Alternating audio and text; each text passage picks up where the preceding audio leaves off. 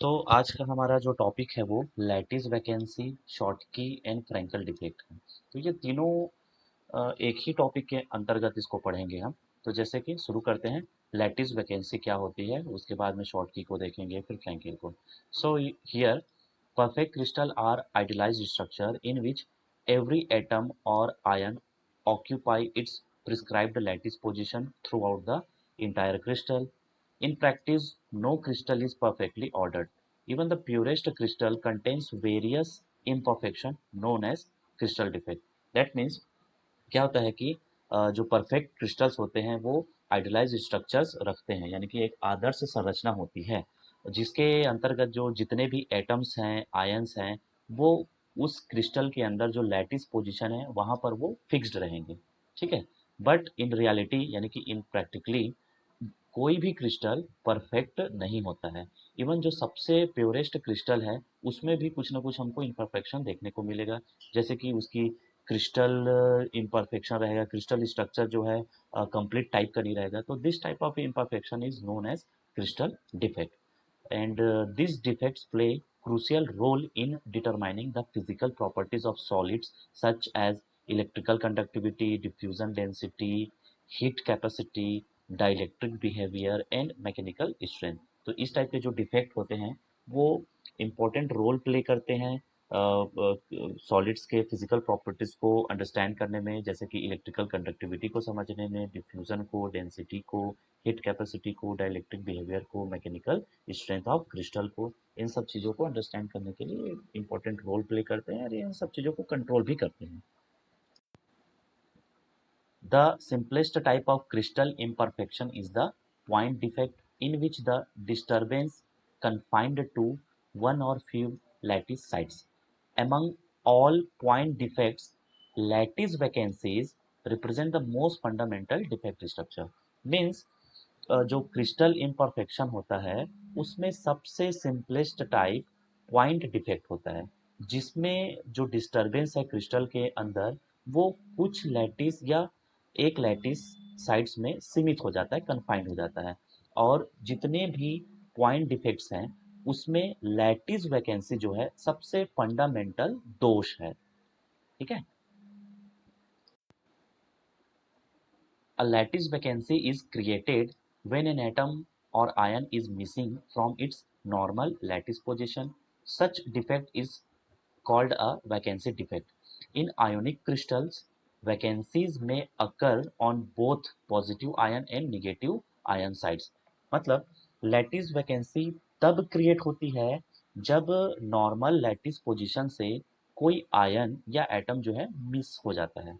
तो इस प्रकार का जो डिफेक्ट है उसको हम वैकेंसी डिफेक्ट बोलते हैं। और आयोनिक क्रिस्टल्स में वैकेंसीज जो हैं, रिक्तियाँ, जालक रिक्तियाँ जो हैं, वो पॉजिटिव और नेगेटिव आयंस दोनों साइड्स में मिल सकती हैं। तो ये जो लैटिस वैकेंसी है उसको हम फिगर वन के थ्रू समझेंगे। तो इसमें फिगर वन में हमको दिख रहा है यहाँ पर plane of alkali halide crystal. Chlorine Cl minus को नेगेटिव आयन से कंसीडर करेंगे और Na प्लस को पॉजिटिव आयन से कंसीडर करेंगे। तो देख रहे हो जैसे कि इस स्ट्रक्चर में यहाँ पर Na प्लस मिसिंग है, अगेन यहाँ पर Na प्लस मिसिंग है, यहाँ पर Cl माइनस मिसिंग है और ये Na प्लस। तो इस तरीके से पॉजिटिव पॉजिटिव आयन मिसिंग हुआ, यहाँ माइनस आयन मिसिंग हुआ और पॉजिटिव और निगेटिव ये इसका वैकेंसीज का पेयर बन जाता है। और इस तरीके से क्या होता है, ये मिसिंग होना और पेयर बन जाना, इससे जो जो क्रिस्टल स्ट्रक्चर है, जो क्रिस्टल पीरियोडिसिटी है, उस पीरियोडिसिटी में डिस्टरबेंस हो जाता है। ठीक है। और एक लोकलाइज्ड डिसऑर्डर क्रिएट हो जाता है। तो इस तरीके से हम ये लैटिस वैकेंसी को समझ सकते हैं इस फिगर के माध्यम से। आप चाहो तो ये वाला इमेज भी बना सकते हो। तो दोनों एक ही इमेज है, कोई सा भी इमेज आप अपने नोटबुक में बना सकते हो।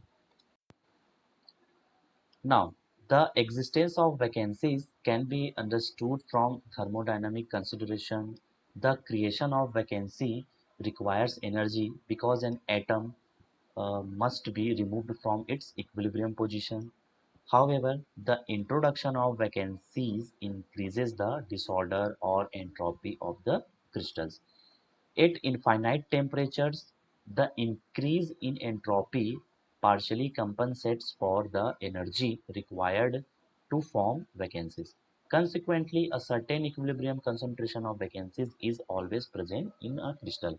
That means ये जो existence of vacancy है उसको जो है हम थर्मोडायनामिक के थ्रू अच्छे से समझ सकते हैं।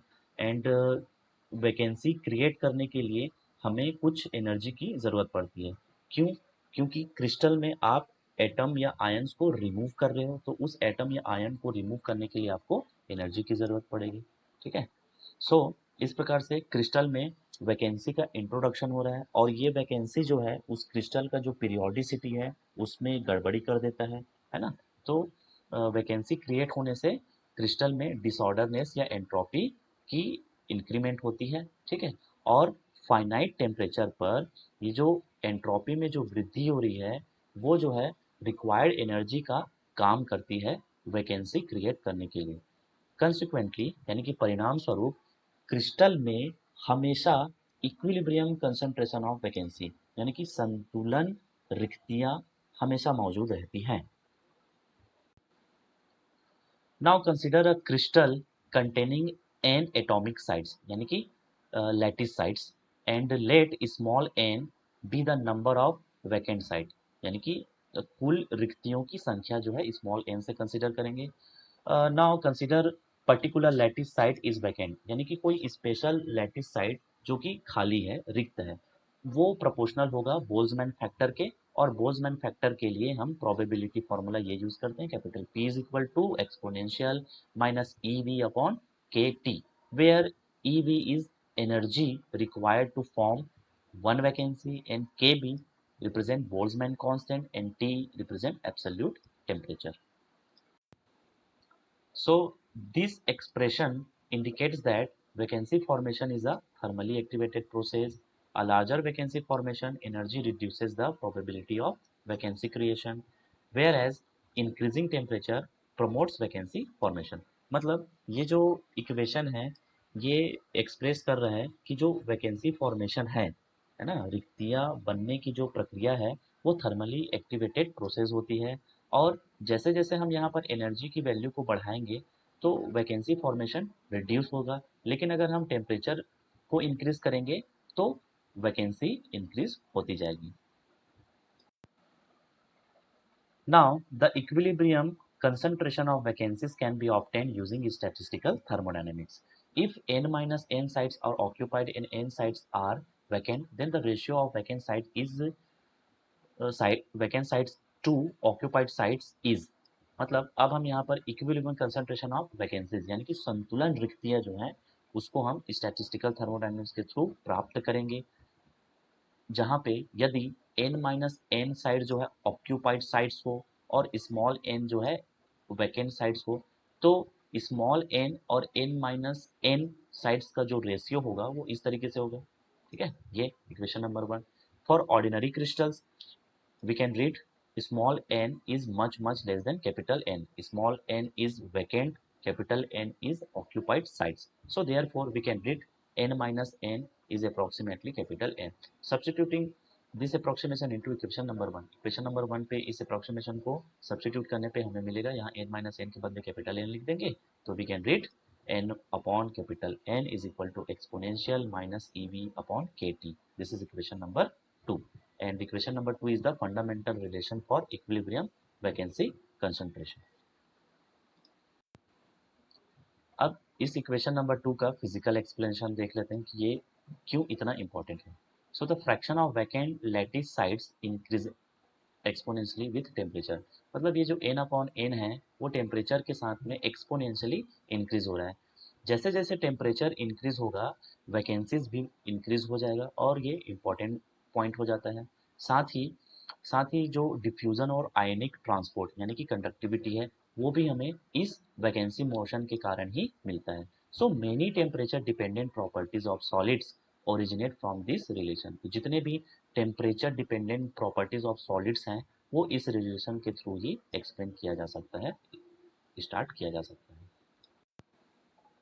फॉर एग्जाम्पल अगर हम E V is equal to 1 electron volt consider करें और temperature is equal to 1000 kelvin करें, तो इक्वेशन नंबर 2 में ये वैल्यू पुट करने के बाद हमको n अपॉन n बराबर मिलेगा 10⁻⁵ यानी कि लगभग 1 लाख लैटिस साइट्स में सिर्फ एक वैकेंट अपने को मिलेगा, रिक्त स्थल मिलेगा। Okay, so the equilibrium concentration decreases rapidly as temperature decreases.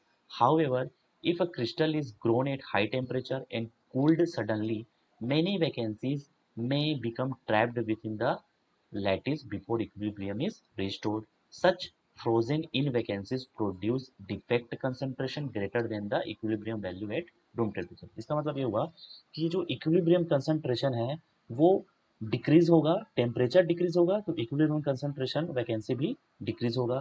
अगर मान लो, अगर हम किसी क्रिस्टल को एकदम हाई टेम्परेचर पर गर्म करते हैं और उसको सडन ठंडा कर देते हैं, तो क्या होगा, सडन ठंडा करने से बहुत सारे वैकेंसीज जो है क्रिस्टल के अंदर में फंस जाते हैं, ठीक है, ट्रैप्ड हो जाते हैं मतलब फंस जाएंगे। तो इस टाइप में जो वैकेंसीज मिलेगी उसको हम फ्रोजन इन वैकेंसीज कहते हैं। Clear? So, in ionic crystals, the formation of isolated vacancies would create local charge imbalance. Therefore, nature generally favors the formation of pairs of vacancies consisting of one positive ion vacancies and one negative ion vacancies. Such pair maintains electrical neutrality. मतलब आयनिक crystals में जो isolated vacancy formation होता है, तो उसके बाद में ये आइसोलेटेड वैकेंसीज जो है लोकल चार्ज इम्बैलेंस क्रिएट करता है, यानी कि असंतुलित स्थानीय आवेश क्रिएट करता है। और इसलिए क्या होता है कि जनरली जो फॉर्मेशन ऑफ वैकेंसीज है वो पेयर्स के फॉर्म में फॉर्मेशन होता है उसका, जिसमें एक पॉजिटिव आयन वैकेंसी होता है और एक नेगेटिव आयन वैकेंसी होता है। तो ये जो पेयर होता है वो क्रिस्टल में इलेक्ट्रिकल न्यूट्रलिटी को मेंटेन करके रखता है। तो अब हम जानेंगे कैसे कि किसी क्रिस्टल में कितने पेयर ऑफ वैकेंसीज क्रिएट हुए हैं। तो उसके लिए एक इक्वेशन है जिसको इक्वेशन नंबर 3 से कंसीडर करेंगे। So the number of vacancy pair is given by small n is equal to capital N exponential minus E P upon 2 kT। इसमें क्या किया है, जो n अपॉन कैपिटल N था तो यहाँ से कैपिटल N को जब ट्रांसफर कर दिया तो n इधर आ गया, e to the power E V के बदले माइनस ई पी लिख लिए, और अपॉन में kT था उसके सामने 2 लगा दिया और कुछ चेंज नहीं है। तो ये पेयर वैकेंसी के लिए जो नंबर ऑफ पेयर वैकेंसी के लिए जो इक्वेशन रहेगा उसको हम इक्वेशन नंबर 3 से कंसीडर करेंगे, where E P is the energy required to form one vacancy pair. Physical meaning of equation 3 ये होगा कि यहाँ पर जो कंसंट्रेशन ऑफ वैकेंसी पेयर है वो एनर्जी के बढ़ने से डिक्रीज होगा, यानी कि एनर्जी इंक्रीज होगा तो नंबर ऑफ वैकेंसी जो है वो डिक्रीज होगा। और अगर टेम्परेचर इंक्रीज होगा तो नंबर ऑफ वैकेंसी है या कंसंट्रेशन ऑफ वैकेंसी पेयर है वो इंक्रीज होगा। तो यही चीज़ है। तो अब नेक्स्ट पार्ट में हम शॉर्टकी डिफेक्ट और फ्रेंकेल डिफेक्ट को देखेंगे। ठीक है, तो यहाँ इक्वेशन नंबर 3 तक में लैटिस वैकेंसी, अगर एग्जाम में आया what is lattice vacancy, explain lattice vacancy, तो आपको इक्वेशन नंबर 3 तक लैटिस वैकेंसी को एक्सप्लेन करना है। उसके बाद में शॉर्टकी डिफेक्ट और फ्रेंकेल डिफेक्ट को देखेंगे। अगर शॉर्टकी डिफेक्ट का थ्योरी आपको कम लगा तो आप जो है लैटिस वैकेंसी को भी लिख सकते हो, उसके बाद शॉर्टकी डिफेक्ट को एक्सप्लेन करोगे। सेम थिंग फ्रेंकेल डिफेक्ट में भी अगर थ्योरी कम लगा तो आप लैटिस वैकेंसी के थ्योरी को फ्रेंकेल डिफेक्ट में लिख सकते हो, उसके बाद फ्रेंकेल डिफेक्ट को एक्सप्लेन करोगे। तो अब अगले पार्ट में शॉर्टकी डिफेक्ट और फ्रेंकेल डिफेक्ट को एक्सप्लेन करेंगे, समझेंगे।